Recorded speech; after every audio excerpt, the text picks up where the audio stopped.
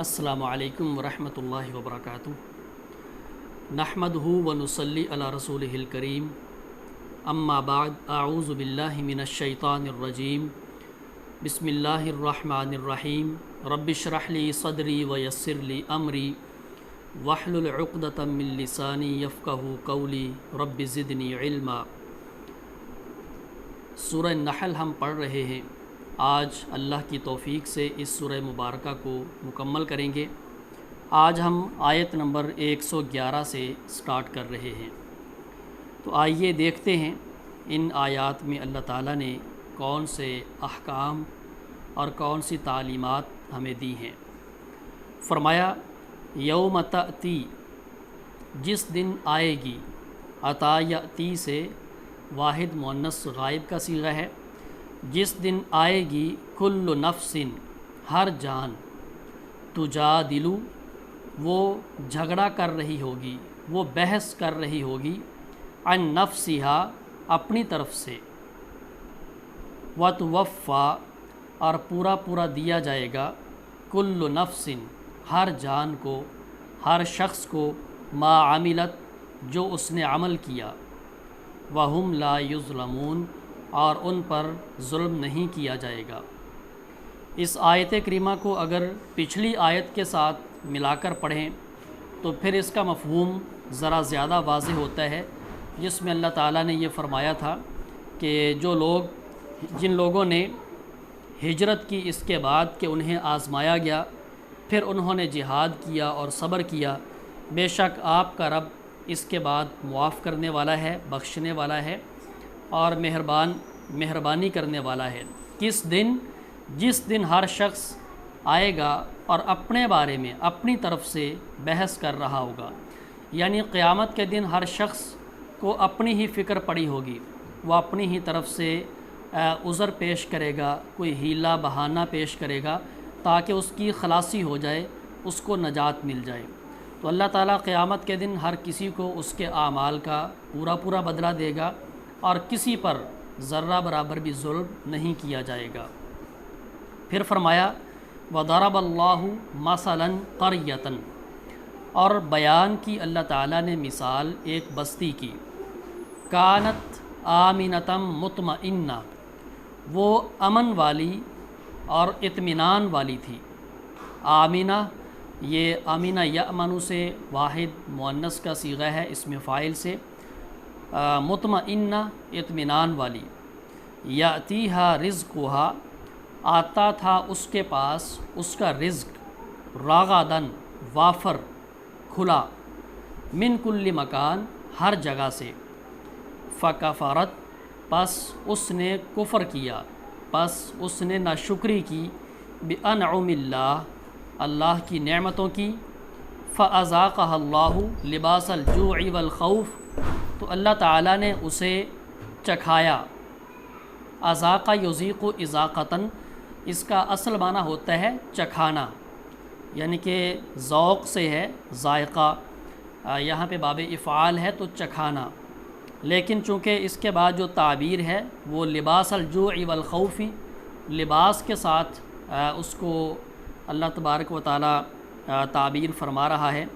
تو ہم یہاں پہ ترجمہ کر سکتے ہیں، پس پہنا دیا اسے اللہ تعالیٰ نے بھوک اور خوف کا لباس، بما کانوا یصنعون، اس وجہ سے جو وہ کیا کرتے تھے۔ تو یہ آیت نمبر 112 میں اللہ تعالیٰ نے ایک بستی کی مثال بیان فرمائی ہے جو امن والی تھی، مطمئن تھی۔ تو امن کا ذکر پہلے ہے، اطمینان کا بعد میں ہے، کیونکہ امن ہوگا تو اطمینان ہوگا۔ اگر کسی ملک میں، کسی بستی میں امن ہی نہ ہو تو پھر وہاں پر اطمینان، خوشحالی اور وہاں پر معیشت کی ترقی، یہ ساری چیزیں ممکن نہیں ہیں۔ اب یہ بستی کون سی ہے کہ جس کو اللہ تعالیٰ نے امن بھی دیا، خوشحالی بھی دی، رزق بھی دیا، سارا کچھ دیا، مگر انہوں نے اللہ کی نعمتوں کی ناشکری کی۔ تو یہ اہل مکہ کو اللہ تعالیٰ ایک مثال بیان فرما رہا ہے کہ یہ تمہارے سامنے سبا کی مثال موجود ہے، کس طرح انہیں اللہ تعالیٰ نے رزق دیا، خوشحالی دی، باغات دیے، چشمے اور نہریں جاری کی ان کے لیے، اور وافر رزق عطا کیا، مگر انہوں نے اللہ تعالیٰ کا شکر ادا کرنے کی بجائے ناشکری کی، تو اللہ تعالیٰ نے ان پہ ایک سیلاب بھیجا، جس کے نتیجے میں ان کے وہ سارے باغات اجڑ گئے، اور ان کی وہ سڑکیں خراب ہو گئیں، اور وہ سارے کا سارا سبزہ ختم ہو گیا۔ وہاں پہ جھاڑیاں اگ گئیں، کانٹے دار جھاڑیاں، خود رو جھاڑیاں وہاں پہ اگ گئیں۔ تو یہ اللہ تعالیٰ کی نعمتوں کی ناشکری کا انہیں نقصان ہوا، اس کی سزا ملی۔ تو اہل مکہ کو یہاں پہ سمجھایا جا رہا ہے کہ اگر تم بھی ناشکری کرو گے، تمہیں بھی اللہ تعالیٰ نے ہر طرح کی نعمتیں عطا کی ہیں۔ یہ مکہ کی بستی ہے، یہ ہر طرح سے اطمینان والی ہے، امن والی ہے، یہاں پہ نہ اندرونی کوئی خطرہ ہے نہ بیرونی کوئی خطرہ ہے۔ تمہارے قافلے پورے عرب میں گھومتے ہیں، بلا خوف و خطر جاتے ہیں، سردیوں میں یمن کی طرف جاتے ہیں، گرمیوں میں شام کا سفر کرتے ہیں۔ سارا عرب تمہارا احترام کرتا ہے اور تمہیں عزت کی نگاہ سے دیکھتا ہے، کیونکہ تم بیت اللہ کے متولی ہو۔ یہ ساری نعمتیں اللہ تعالیٰ کی تمہیں میسر ہیں۔ یہاں پہ وافر رزق ہے، پھل ہیں، سبزیاں ہیں۔ اگرچہ مکہ وہ خشک پہاڑ ہیں، لیکن اللہ تعالیٰ کی یہ مہربانی ہے کہ وہ وہاں پہ پھل بھی بھیجتا ہے، سبزیاں بھی بھیجتا ہے۔ تو تمہیں اللہ تعالیٰ کی ان نعمتوں کا شکریہ ادا کرنا چاہیے، اللہ کی عبادت کرنی چاہیے، ناشکری سے اپنے آپ کو بچانا چاہیے۔ مگر ان اہل مکہ نے، ان کی اکثریت نے کیا کیا؟ انہوں نے بھی وہی کچھ کیا جو قوم سبا نے کیا تھا، کہ انہوں نے اللہ تعالیٰ کی نعمتوں کا شکر ادا کرنے کی بجائے ناشکری کا راستہ اختیار کیا۔ تو اللہ تعالیٰ نے ان پر بھی پھر یہ بھوک اور خوف کا عذاب مسلط کر دیا۔ خوف کا لباس، خوف کا عذاب اس طرح مسلط کیا کہ نبی کریم صلی اللہ علیہ وسلم جب مکہ سے ہجرت فرما کر مدینہ چلے گئے اور مسلمان بھی وہاں پر چلے گئے اور آپ نے مدینہ کو مرکز بنا لیا، تو چونکہ قریش مکہ کی جو تجارتی شاہراہ تھی وہ مدینہ کے قریب سے گزرتی تھی، تو اہل مکہ کو ایک تو یہ خطرہ ہر وقت رہتا کہ کہیں مسلمان ان کے تجارتی قافلوں کو روک نہ لیں،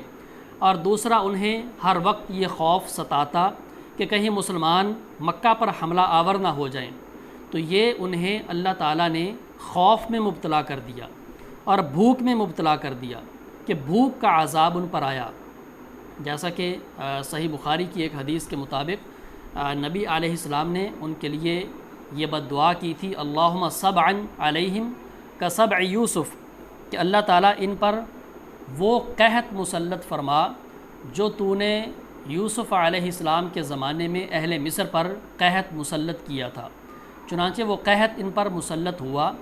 یہ درختوں کے پتے کھانے پر، جانوروں کے چمڑے کھانے پر مجبور ہو گئے، حتیٰ کہ ان میں سے کوئی شخص آسمان کی طرف دیکھتا تو بھوک کی شدت کی وجہ سے اسے دھواں دکھائی دیتا۔ تو یہ عذاب اللہ تعالیٰ نے بھوک کا بھی مسلط کیا اور خوف کا بھی مسلط کیا۔ تو اللہ تعالیٰ کی نعمتوں کا ہر وقت شکر ادا کرنا چاہیے۔ اللہ تعالیٰ کی بے شمار نعمتیں ہم استعمال کرتے ہیں، اللہ ہمیں بن مانگے مفت میں یہ ساری چیزیں عطا فرماتا ہے۔ تو شکر کرنے سے نعمت کی عمر بڑھ جاتی ہے، شکر کرنے سے نعمت کو دوام ملتا ہے، شکر کرنے سے اللہ تبارک و تعالیٰ راضی ہوتا ہے، اور ناشکری کرنے سے نعمت سکڑ جاتی ہے، نعمت کی عمر کم ہو جاتی ہے، اللہ تبارک و تعالیٰ اس نعمت سے بندے کو محروم کر دیتا ہے۔ تو فرمایا آیت نمبر 113 میں وَلَقَدْ جَاءَهُمْ رَسُولٌ مِّنْهُمْ، اور بے شک آیا ان کے پاس رسول انہی میں سے، فَكَذَّبُوهُ، پس انہوں نے اس کو جھٹلا دیا، فَأَخَذَهُمُ الْعَذَابُ، تو انہیں پکڑ لیا عذاب نے، وَهُمْ ظَالِمُونَ، اور وہ ظالم تھے۔ تو رسول آیا تو انہوں نے رسول کی پیروی کرنے کی بجائے جھٹلا دیا۔ تو قوم سبا نے بھی یہی کام کیا، اور اہل مکہ نے بھی نبی کریم صلی اللہ علیہ وسلم کی تکذیب کی، چنانچہ اللہ تبارک و تعالیٰ نے دونوں قوموں پر یہ عذاب مسلط کیا۔ پھر فرمایا فَكُلُوا، پس تم کھاؤ، مما، اس میں سے جو رَزَقَكُمُ اللّٰهُ، تمہیں رزق دیا ہے اللہ تعالیٰ نے، حلالاً طیبا، حلال پاکیزہ، وشکروا نعمت اللہ، اور تم شکر ادا کرو اللہ کی نعمت کا، ان کنتم اگر تم ہو، ایاہو اسی کی، تعبدون عبادت کرتے، اگر تم اسی کی عبادت کرتے ہو تو شکر اسی کی نعمتوں کا ادا کرو۔ یہاں سے جو آگے مضمون ہے یہ خاص طور پہ مشرکین مکہ کو مخاطب کیا جا رہا ہے، یہود و نصارہ کو مخاطب کیا جا رہا ہے۔ تو یہاں پہ مشرکین مکہ کی بات کی جا رہی ہے کہ اللہ تعالیٰ نے جو چیزیں حلال کی ہیں، پاکیزہ کی تمہارے لیے، تمہیں پاکیزہ اور حلال چیزیں عطا کی ہیں، وہ کھاؤ۔ یہ کیا تم نے صائبہ، بحیرہ، بتوں کے نام پر جانوروں کے نام رکھے ہیں، طرح طرح کے نام رکھے ہیں، اور کسی کو اپنے لیے حلال کہتے ہو، کسی کو حرام کہتے ہو۔ جو چیز اللہ نے تمہیں حلال اور پاکیزہ عطا فرمائی ہے اسے کھاؤ، اور اللہ کی نعمت کا شکر ادا کرو۔ جو نعمت عطا کر رہا ہے اس نعمت کو اسی کی طرف منسوب کرو۔ نعمتیں عطا تو اللہ کر رہا ہے، مگر تم کیا کرتے ہو؟ بتوں کی طرف منسوب کرتے ہو، اور بتوں کے نام پر ان کے مختلف نام انہیں دیتے ہو۔ تو یہ اس کی بندگی نہیں ہے۔ اگر تم واقعی اللہ کی بندگی کے دعوے دار ہو تو پھر اللہ ہی کا شکر ادا کرو، ان جانوروں کو اللہ ہی کی طرف منسوب کرو۔ تو یہاں سے ہمیں یہ بات معلوم ہوتی ہے کہ اللہ تعالیٰ ہمیں جو نعمت عطا فرماتا ہے اسے اللہ کا نام لے کر کھانا چاہیے، اور نعمت استعمال کرنے کے بعد، کھانے پینے کے بعد اللہ کا شکر ادا کرنا چاہیے۔ پھر ان حرام جانوروں کی وضاحت جو پہلے بھی گزر چکی ہے کہ انما حرم، بے شک اس نے حرام کیا ہے، علیکم تم پر، المیتۃ مردار، یعنی وہ جانور جو طبعی موت مر جائے اور جس کو شرعی طریقے سے ذبح نہ کیا جا سکے، والدم،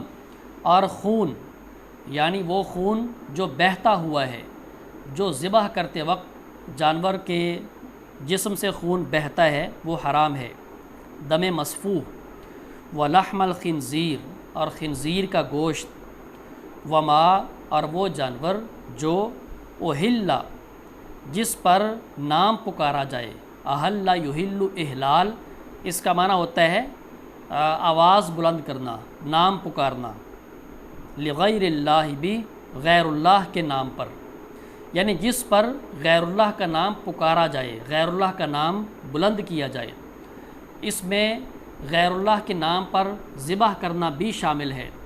اور ذبح کرنے کے علاوہ اگر کسی اور طریقے سے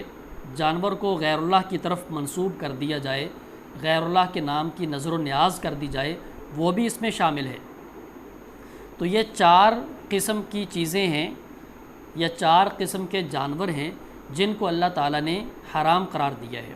تو یہ مشرکین مکہ کو سمجھایا جا رہا ہے کہ تم نے اپنی مرضی سے حلت و حرمت اپنے پاس رکھی ہوئی ہے کہ جس جانور کو چاہتے ہو حلال قرار دے دیتے ہو، جس کو چاہتے ہو حرام قرار دے دیتے ہو۔ ایسا نہیں ہے۔ اللہ نے جن جانوروں کو حرام قرار دیا ہے وہ یہ ہیں، فمن اضطر غیر باغ ولا عاد، پس جو شخص مجبور کر دیا جائے، غیر باغ، اس حال میں کہ وہ سرکش نہ ہو۔ باغ اس کا ایک معنی تو ہے سرکش، باغی، دوسرا معنی اس کا یہ ہے کہ وہ خواہش رکھنے والا نہ ہو، تمنا کرنے والا نہ ہو، اس کے اندر حرام کھانے کی جستجو، خواہش اور تمنا نہ ہو، ولا عاد، اور نہ وہ حد سے گزرنے والا ہو، فإن اللہ غفور الرحیم، تو بے شک اللہ تعالیٰ بخشنے والا مہربان ہے۔ تو حالت مجبوری میں جان بچانے کے لیے حرام کھایا جا سکتا ہے، اتنا کھایا جا سکتا ہے کہ جس سے زندگی کی سانسیں بحال ہو جائیں اور انسان کی جان بچ جائے، کیونکہ جان کا تحفظ بھی فرض ہے۔ اسلام کے اور ایمان کے تحفظ کے بعد، دین کے تحفظ کے بعد جو سب سے اہم تحفظ ہے وہ اپنی جان کا تحفظ ہے، اور یہ شریعت کے اہم مقاصد میں سے ایک مقصد ہے کہ اپنی جان کا تحفظ کرو۔ پھر اسی بات کو مزید اللہ تعالیٰ نے کھول کر بیان فرمایا، وَلَا تَقُولُوا، اور نہ تم کہو، لما اس کی وجہ سے جو تصفو بیان کرتی ہیں کہتی ہیں، وصفہ یصفو اس کا معنی ہوتا ہے بیان کرنا کہنا، السنتکم تمہاری زبانیں، لسان کی جمع ہے السنہ، جو بیان کرتی ہیں کہتی ہیں تمہاری زبانیں الکذبہ جھوٹ، تو کیا نہ کہو ھذا حلال و ھذا حرام، یہ حلال ہے اور یہ حرام ہے، لتفتروا علی اللہ الکذب تاکہ تم باندھو اللہ تعالیٰ پر جھوٹ، ان الذین بے شک وہ لوگ جو یفترون باندھتے ہیں گھڑتے ہیں علی اللہ اللہ تعالیٰ پر الکذبہ جھوٹ، لا یفلحون وہ کامیاب نہیں ہوتے، فلاح نہیں پاتے، متاع قلیل یہ بہت تھوڑا فائدہ ہے، وَلَهُمْ عَذَابٌ علیم اور ان کے لیے دردناک عذاب ہے۔ تو یہ یہاں پہ اللہ تعالیٰ نے مزید وضاحت فرما دی ہے کہ تمہاری زبانیں جو جھوٹ کہتی ہیں جھوٹ بیان کرتی ہیں، اس کی وجہ سے یہ نہ کہا کرو کہ یہ حلال ہے اور یہ حرام ہے، یہ صائبہ ہے، یہ بحیرہ ہے، یہ فلاں ہے، یہ فلاں ہے، تو تم اپنی مرضی سے جانوروں کو حلال یا حرام نہ کہا کرو، یہ جھوٹ ہے اللہ تعالیٰ پر۔ تو حلال وہی ہے جس کو اللہ نے حلال قرار دیا ہے، اور حرام وہی ہے جس کو اللہ نے حرام قرار دیا ہے، تمہارے کہنے سے کچھ نہیں ہوگا، یہ اختیار صرف اللہ تعالیٰ کے پاس ہے۔ تو اگر تم ایسا کرتے ہو تو یہ اللہ تعالیٰ پر جھوٹ باندھتے ہو، اور جو اللہ تعالیٰ پر جھوٹ باندھتا ہے لا یفلحون وہ کامیاب نہیں ہوتا، اور یہ دنیا کا تھوڑا سا فائدہ ہے، اس کے بعد دردناک عذاب ہے۔ تو یہاں سے یہ بات بھی معلوم ہوتی ہے کہ جو شخص کسی بدعت کا ارتکاب کرتا ہے، کسی بدعت کو ایجاد کرتا ہے، تو بدعت ایجاد کرنے کے بعد جب وہ اللہ کی طرف منسوب کرتا ہے تو یہ اللہ پر جھوٹ باندھ رہا ہے، اور یہاں پر اس کی بھی یہی سزا ہے کہ متاع قلیل وَلَهُمْ عَذَابٌ علیم، یہ دنیا کا تھوڑا سا فائدہ ہے، اس کے بعد عذاب علیم ہے۔ تو اس لیے بدعتی کو بھی خبردار ہونا چاہیے کہ میں کیا کر رہا ہوں، کیا کہہ رہا ہوں۔ اپنی طرف سے ایک عمل کو ایجاد کیا، اس پہ ایک خاص اجر و ثواب کا تعین کیا، اس کو بیان کیا، اور اللہ اور اس کے رسول کی طرف منسوب کر دیا، تو یہ بہت بڑی جسارت اور جرت کی بات ہے۔ پھر فرمایا وَعَلَى الَّذِينَ هَادُوا اور ان لوگوں پر جو یہودی ہوئے، حرمنا ہم نے حرام کی، ما قصصنا جو ہم نے بیان کی، علیک آپ پر، من قبل اس سے پہلے، تو جو چیزیں ہم نے اس سے پہلے آپ کو پڑھ کر سنا دی ہیں، بیان کر دی ہیں، یہ ہم نے یہودیوں پر حرام کر دی۔ اور ساتھ یہ بھی سنیں وما ظلمناہم اور نہیں ہم نے ظلم کیا ان پر، ولیکن کانوا انفسہم یظلمون اور لیکن وہ اپنے آپ پر ظلم کیا کرتے تھے۔ تو یہودیوں پر اللہ تعالیٰ نے جو چیزیں حرام قرار دیں، یہاں پہ اس کی طرف ریفر کیا جا رہا ہے، چونکہ یہودی اپنے آپ کو یہ کہتے کہ ہم ملت ابراہیمی پر ہیں، عیسائی اپنے آپ کو کہتے، اور مشرکین مکہ تو دعوے دار ہی اس بات کے تھے کہ ہم اصل میں ملت ابراہیمی کے پیروکار ہیں۔ تو اللہ تعالیٰ فرما رہے ہیں کہ ہم نے یہودیوں پر جو چیزیں اس سے پہلے حرام قرار دی تھیں وہ ملت ابراہیمی میں حرام نہیں تھیں۔ مثال کے طور پہ سورۃ الانعام میں اللہ تعالیٰ نے فرمایا کہ وَعَلَى الَّذِينَ هَادُوا حَرَّمْنَا كُلَّ ذِي ظُفُرٍ ہر ناخن والا جانور حرام قرار دے دیا، وَمِنَ الْبَقَرِ وَالْغَنَمِ حَرَّمْنَا عَلَيْهِمْ شُحُومَهُمَا یہ گائے اور بکریوں کی چربی ان پہ حرام قرار دے دی۔ تو یہ جو چربی ان پہ حرام قرار دی گئی یا ناخن والا جانور ان کے لیے حرام قرار دیا گیا تھا، یہ ملت ابراہیمی میں حرام نہیں تھا، اصل ملت ابراہیمی میں یہ چیزیں حرام نہیں تھیں، یہ تو ان کے اپنے کرتوت تھے، ان کی اپنی ایسی بری عادات تھیں، ان کے اپنے گناہ اور سرکشی تھی، جس کی وجہ سے اللہ تعالیٰ نے بطور سزا ان پر یہ چیزیں حرام قرار دی تھیں۔ تو لہٰذا اگر یہ چیزیں ملت محمدی میں صلی اللہ علیہ وسلم میں حلال ہیں تو تمہیں اس پر حیران نہیں ہونا چاہیے کیونکہ یہ ساری چیزیں ملت ابراہیمی میں بھی حلال ہی تھیں۔ تو یہاں پہ اللہ تعالیٰ یہودیوں کی اس غلط فہمی کو دور کر رہا ہے کہ جب وہ حیران ہوتے نبی علیہ السلام کے ان احکام پر، آپ کے فرامین پر، کہ یہ دعویٰ تو ملت ابراہیمی پر چلنے کا کر رہا ہے، لیکن اس نے چربی کو حلال کر دیا، اس نے فلاں کو حلال کر دیا، اس نے فلاں کو حلال کر دیا۔ تو اللہ فرماتے ہیں کہ یہ ساری چیزیں اصل ملت ابراہیمی میں حلال ہی تھیں، ہاں تم پہ عارضی طور پہ، وقتی طور پہ تمہاری سرکشی کی وجہ سے حرام کر دی گئی تھی۔ ثم ان ربک، پھر بے شک آپ کا رب، للذین، ان لوگوں کے لیے جنہوں نے عامل السوء، عمل کیے برے، بجہالۃ، جہالت سے، جہالت کی وجہ سے، ثم تابوا، پھر انہوں نے توبہ کی، من بعد ذالک، اس کے بعد، واصلحوا، اور انہوں نے اصلاح کی، ان ربک، بے شک آپ کا رب، من بعدہا، اس کے بعد، لغفور الرحیم، بخشنے والا مہربان ہے۔ یعنی جنہوں نے جہالت کی وجہ سے برے اعمال کیے پھر توبہ کر لی، یہاں پہ جہالت سے مراد لا علمی نہیں ہے، بلکہ جہالت سے مراد ہے نادانی، بے وقوفی، کیونکہ جو بھی شخص اللہ تعالیٰ کی نافرمانی کرتا ہے وہ جاہل ہے۔ کل من عصى اللہ فہو جاہل، سلف صالحین کہا کرتے تھے کہ جو اللہ کی نافرمانی کرتا ہے وہ جاہل ہے۔ اگر وہ جاہل نہ ہوتا، عقل مند ہوتا، تو وہ نافرمانی کرتا ہی نہ،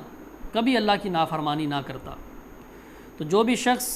نافرمانی کر رہا ہے وہ جاہل ہے۔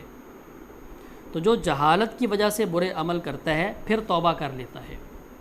اور اصلاح کر لیتا ہے۔ اصلاح کا مطلب ایک تو یہ ہے کہ اس کی زندگی کی کایا پلٹ جائے، اس کی توبہ سے پہلے کی زندگی اور توبہ کے بعد کی زندگی میں نمایاں فرق نظر آئے۔ جس گناہ سے توبہ کر رہا ہے وہ گناہ اس کی زندگی سے نکل جائے، یہ ہے اصلاح۔ یا اصلاح کا دوسرا معنی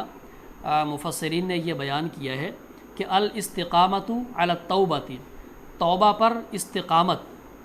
یہ بھی وہی بات ہے کہ جس کام سے آپ نے توبہ کر لی ہے، ہاتھ کھینچ لیا ہے، گناہ کو چھوڑ دیا ہے، اب اس پر ڈٹے رہیں، ثابت قدم رہیں، استقامت کا مظاہرہ کریں۔ تو یہ توبہ کے بعد اصلاح بہت ضروری ہے۔ تو جو بھی شخص برا کام کرتا ہے، برائی کرتا ہے اور اللہ کی نافرمانی کرتا ہے، پھر توبہ کر لیتا ہے اور اصلاح کر لیتا ہے، تو یہ اللہ تعالیٰ کی مہربانی ہے کہ اللہ تعالیٰ اسے معاف بھی کر دیتا ہے، اس پہ مہربانی بھی فرماتا ہے۔ تو یہ آیت نمبر 119 تک میں نے آپ کے سامنے مختصر ان آیات کی وضاحت کر دی ہے۔ انشاءاللہ اس کے بعد اگلی کلاس میں ہم اس سورہ مبارکہ کو مکمل کر دیں گے، آیت نمبر 120 سے لے کر اینڈ تک۔ تو آج کی ہماری کلاس اسی پر ختم ہو رہی ہے۔ بارک اللہ لی ولکم ونفعنا بالذکر والقرآن الحکیم۔ سبحانک اللہم وبحمدک، اشہد ان لا الہ الا انت، استغفرک واتوب الیک۔ والسلام علیکم ورحمۃ اللہ وبرکاتہ۔